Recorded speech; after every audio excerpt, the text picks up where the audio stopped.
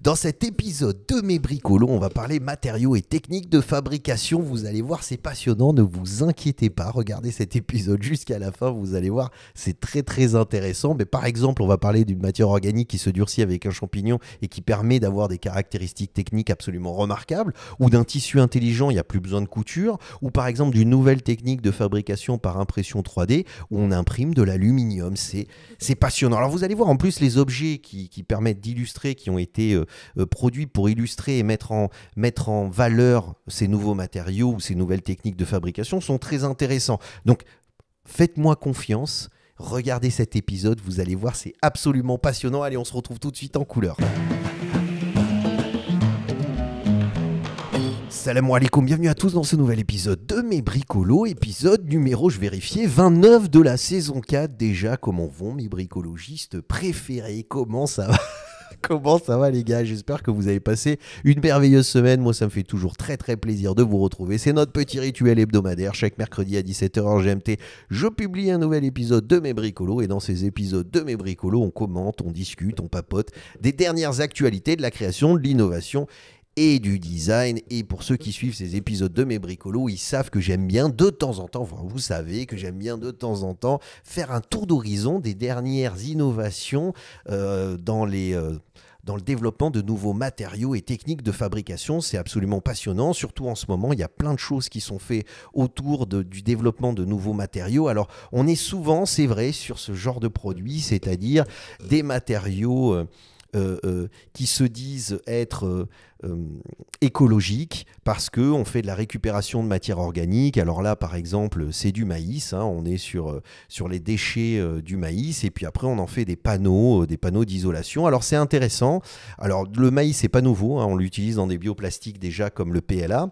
Mais ce qui est intéressant, là, c'est surtout le travail de matière et de texture, parce qu'au-delà du fait de récupérer du maïs, ça donne des panneaux qui ont une texture et une matérialité que je trouve très intéressante, mais souvent pour ceux qui connaissent, qui ont l'habitude de me regarder, ils se disent quand est-ce que Younes va commencer à dire mais c'est encore un projet qui veut rien dire, ce truc de on l'a fait avec la coquille d'œuf, on l'a fait avec la mare à café. Vous avez raison, c'est-à-dire que je trouve par exemple que c'est ce qui est dans le matériau composite. Pour ceux qui ne le savent pas, vous avez un liant et puis vous avez justement l'élément qui vient structurer ce liant. Donc là, en l'occurrence, l'élément structurant, c'est le truc de maïs là, qui est broyé, qui fait cette espèce de petite poussière. Donc c'est l'élément structurant. Et le liant, la matrice, c'est souvent, et là ils le disent pas, mais c'est souvent du plastique à base de pétrole, ou alors c'est de la résine. Mais pour que ça soit résistant à l'humidité, pour que c'est au moins une certaine résistance aux agressions extérieures et qu'on puisse l'utiliser, très souvent, hein, le liant, on n'en parle pas beaucoup parce que c'est souvent pas très écologique, et donc on a tendance à mettre beaucoup plus l'accent sur ce qui est sur le renfort, ce qui va structurer la matière, que sur le liant, cette espèce de colle qui va venir agglomérer l'élément et le rendre structurellement solide et qui puisse être utilisé dans un habitat comme on le voit. Donc là, clairement, on est souvent sur du greenwashing quand on présente ce genre de projet, parce que il est vrai que c'est d'une certaine façon écologique, parce qu'on utilise une matière organique existante, mais en même temps, il faut l'accueillir, il faut la traiter, il faut la broyer, puis après il faut la mettre dans un four pour qu'on puisse rajouter le liant qui va venir solidifier cette matière, la structurer en tout cas, etc. etc. Vous avez compris. Donc au final, le rapport écologique est tout relatif. Alors même si là, dans l'article, ils disent qu'ils utilisent ces 150 degrés pour justement faire en sorte qu'il y ait ce matériau composite qui vient se durcir, et qu'ils le font avec des panneaux solaires, etc. Mais ça reste... Voilà. Par contre, et c'est là où je vous en ai parlé, cette matière organique qui se durcit, qui se solidifie avec du mycélium, qui est un champignon. Alors, c'est connu, c'est une technique qui est connue, mais c'est vrai que moi je m'y étais pas forcément intéressé. Il y a un projet là sur lequel je travaille actuellement où j'ai besoin de m'intéresser plus spécifiquement à cette technique. Il y a plusieurs articles qui ont été écrits, notamment dans Design Boom, mais aussi dans différents sites internet. Et ce qui est intéressant avec cette technologie, c'est qu'on a le liant, il n'y en a pas en fait. forcément. C'est-à-dire, on a cette matière organique où ce n'est que de la matière organique molle. Donc, on n'a pas un liant, si vous voulez, qui viendrait, où on aurait besoin de mettre des résines ou des plastiques pour venir solidifier cette structure, parce que l'élément qui vient solidifier, qui vient durcir la matière organique, c'est cette espèce de matière blanche qu'on voit se développer sur la structure. Alors c'est vrai que c'est pas très appétissant, ça dépend comment on voit les choses, mais c'est vrai que c'est pas hyper appétissant quand on voit ça, ça donne un côté fromage, tu sais. Mais en même temps, c'est très intéressant dans le sens où les caractéristiques techniques sont hyper intéressantes de ce champignon, en dehors du fait qu'il soit absolument inoffensif pour l'humain et au contraire, il vient durcir la matière. Alors, je vous explique. On le met dans un environnement humide, il se déploie. D'accord. Et une fois qu'il s'est déployé en fonction de la surface qu'on veut recouvrir de ce champignon, on le fait passer dans une étuve, ça solidifie ce champignon, ça le fige. Donc après, il devient inerte, en fait, il ne peut plus se répandre. Donc ça le fige, mais ça le rend solide. Ça vient structurer totalement cet élément qui a été travaillé initialement. Donc là, par exemple, cette forme. Donc le mycélium, il y a beaucoup de choses qui sont écrites sur le sujet. Il y a beaucoup de recherches qui sont développées sur cette technique. C'est utilisé, par exemple, pour des panneaux acoustiques extérieurs. Je suis tombé sur ce site internet Build Green qui vous montre exactement comment, chez vous, vous pouvez fabriquer cette matière. Comment créer un matériau de mycélium avec différentes propriétés. Vous pouvez acheter les ingrédients nécessaires, donc la matière organique, etc., sur des sites internet. Vous pouvez acheter le champignon, travailler cette matière pour après faire vos propres panneaux structurants. Et alors, il donne les caractéristiques quelle est l'empreinte environnementale, mais attendez, voilà, quelles sont les applications des matériaux fongiques, et c'est là où ils disent que par exemple, il y a une très bonne résistance au feu, il y a une bonne résistance au feu, il y a une bonne résistance à toutes les agressions extérieures, et notamment à l'isolation, qu'elle soit thermique et acoustique. Donc bon, les résistances au feu, à l'humidité, bien sûr, mais acoustique et thermique. Donc ça veut dire que en isolation, c'est un élément structurant, enfin c'est une matière, c'est un matériau qui est très intéressant. Mais après, c'est vrai qu'on peut s'en servir dans d'autres domaines, parce que ça peut être appliqué à différentes choses, on peut l'imaginer pour différentes applications, et c'est là où le travail de conception et de création rentre en jeu.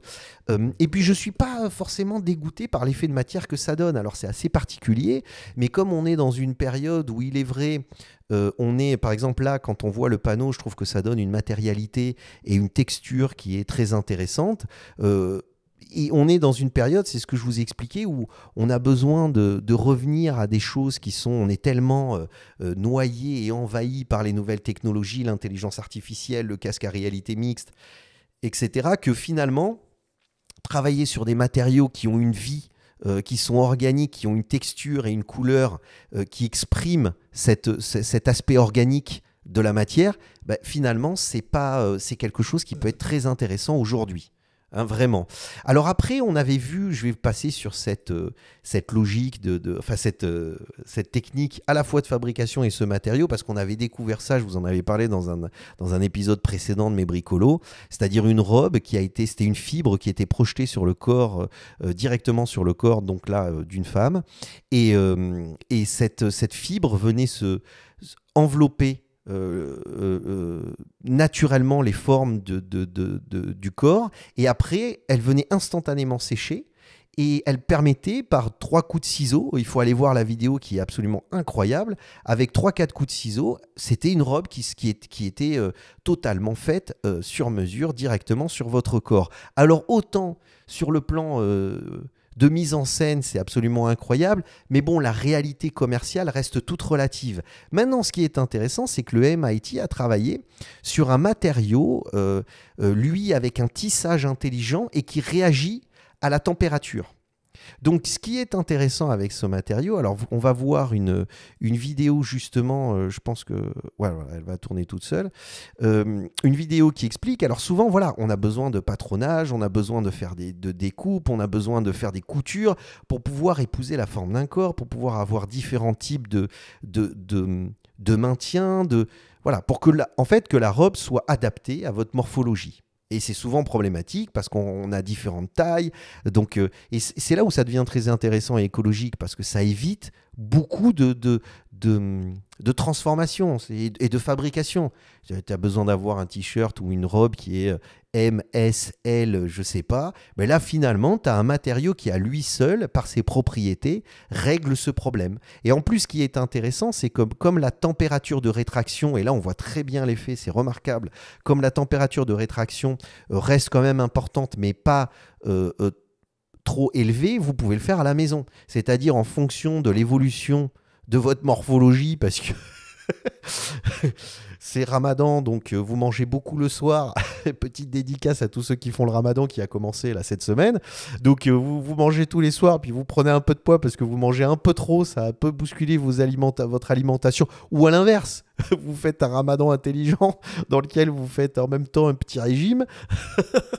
Mais voilà, vous pouvez adapter. Ce tissu viendra avec une température. Alors je pense que on est sur un sèche-cheveux, mais peut-être un peu plus chaud qu'un sèche-cheveux, mais pas loin de ça. Mais je trouve ça très intéressant parce que vous n'avez plus qu'une taille et puis vous êtes directement avec une robe qui est adaptée à vos mensurations et à vos dimensions. Alors là, on est sur le sujet de la robe, mais finalement, ça peut être plein de choses. Et la façon dont c'est fait, vous avez vu la vidéo où on voit comment cette matière se rétracte, c'est très intéressant parce que, en fait, elle ne se rétracte pas que dans un sens.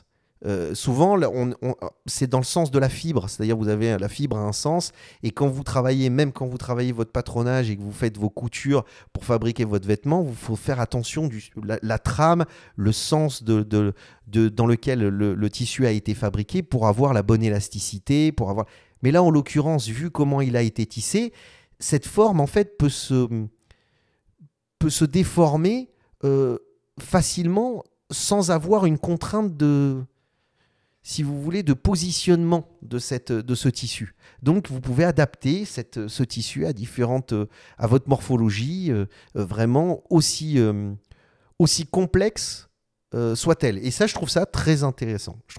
Très intéressant. Et la vidéo l'explique très bien. Donc là, on est sur un matériau où peut-être que ça a donné l'idée, j'en sais rien, mais cette matière projetée qu'on a vue au début est très intéressante, mais c'était vraiment une mise en scène, c'était pour expliquer de nouveaux enjeux, de nouvelles réflexions sur la matière, mais là on est sur quelque chose qui peut être commercialisé demain. C'est très très intéressant.